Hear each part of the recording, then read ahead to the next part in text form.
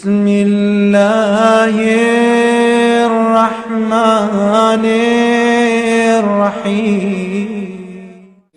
अर्रहमान अल्लमल कुरआन खलक़ल इंसान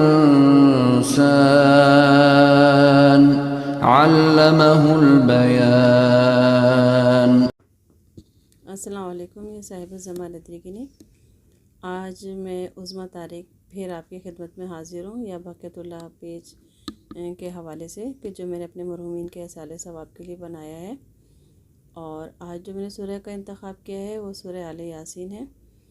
तो उसकी फ़जीलत मैं आपको बताती हूँ, लेकिन छोटा सा एक जो हमारे सकरात का वक्त होता है, जब हमारे जान निकलने का वक्त होता है, मलकुल मौत हमारे पास आता है और उस वक्त जो हमारी कैफ़ियत होती है, तो मैं थोड़ा सा उसके बारे में आपको बताऊं कि हदीस रसूल सल्लल्लाहु अलैहि वसल्लम से रिवायत है कि जब मलकुल मौत आता है तो वो कहता है कि ए रूह बाहर आ जाओ, और इंसान उस वक्त बिल्कुल बेबस हो जाता है और वो अपने आप को नहीं रोक सकता, चाह कर भी वो नहीं रोक सकता। तो और फिर मलकुल मौत दोबारा कहता है कि ए इंसान तैयार हो जाओ एक दर्दनाक अजाब के लिए और गर्म खौलते हुए पानी के लिए और यहाँ तक के कांटेदार झाड़ियों उनसे खींचने के लिए और बेशुमार किस्म के अजाबों के लिए, अपनी इनकी शक्लों के लिए आप लोग तैयार हो जाएं।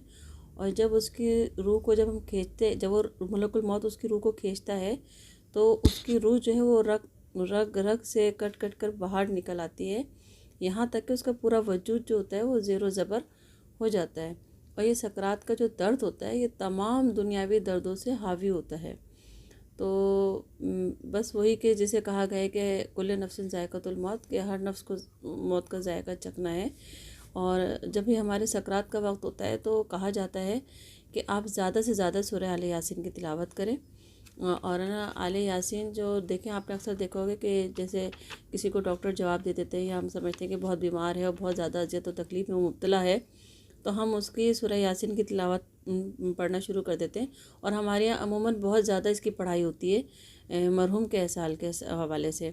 और क्योंकि सूरह यासीन की बेहद फ़जीलतें, बेहद इसके असनाद हैं, बहुत इसके हवाइस हैं और जितना भी इसके बयान किया जाए कम है, क्योंकि अल्लाह ने ख़ुद उसको कुरान का दिल कहा है।